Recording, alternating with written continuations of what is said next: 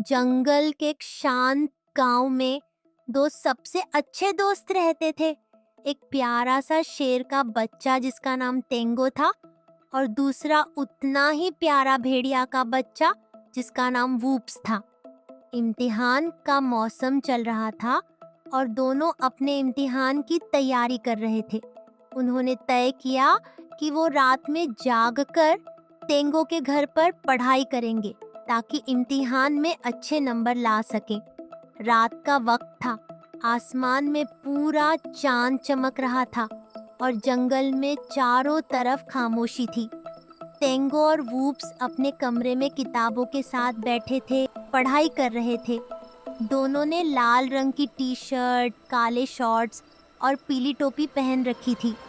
कमरे में सिर्फ एक लैंप जल रहा था और खिड़की से चांद की हल्की रोशनी अंदर आ रही थी।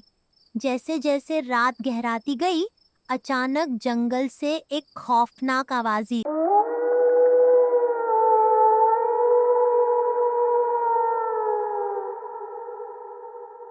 दोनों दोस्तों के रोंगटे खड़े हो गए। टेंगो डर गया, लेकिन वूप्स ने खुद को संभालते हुए कहा, ये तो शायद मेरा बड़ा भाई होगा जो देख रहा है कि मैं ठीक से पढ़ाई कर रहा हूँ या नहीं। चलो खिड़की से देखते हैं। डरते डरते दोनों खिड़की के पास गए और झांककर बाहर देखा।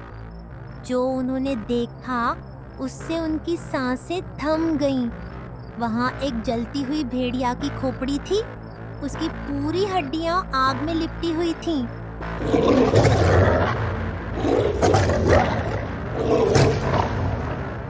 उसकी काली आंखें खाली और डरावनी थीं और उसके चेहरे पर एक खौफनाक मुस्कान थी। टेंगो और वूप्स की आंखों में खौफ साफ नजर आ रहा था। वो दोनों इतनी बुरी तरह डर गए कि उनकी आंखें बंद हो गईं और वो बेहोश होकर वहीं जमीन पर गिर पड़े। सुबह हुई, सूरज की किरणें कमरे में आ रही थीं। टेंगो और वूप्स की आंखें खुलीं तो उन्हें याद आया कि आज उनका इम्तिहान है और वो देर हो चुके हैं। घबराते हुए दोनों ने अपने बैग उठाए और भागते भागते नीचे पहुंचे। लेकिन जब वो उस खिड़की के पास पहुंचे जहां रात में उन्होंने वो खौफनाक मंजर देखा था, उन्होंने देखा कि वहां जहां रात में भेड़िए की खोपड़ी थी, अब काले राख का ढेर पड़ा हुआ है। उस राख के ऊपर एक छोटा सा नोट पड़ा था। टेंगो ने कांपते हुए वो नोट उठाया। उसमें लिखा था, मैं फिर रात को आऊंगा। दोनों ने एक दूसरे की तरफ देखा। उनके चेहरे पर फिर से वही डर उभर आया। रात फिर से आने वाली थी।